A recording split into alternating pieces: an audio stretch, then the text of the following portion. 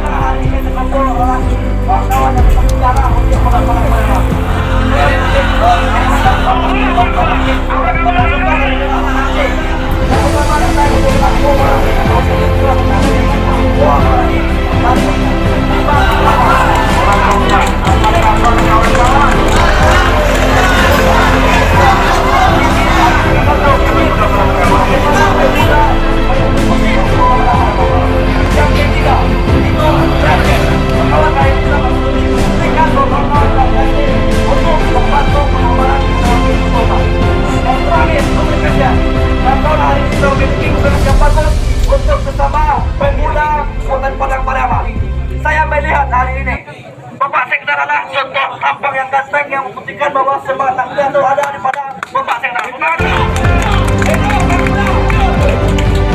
kutip kata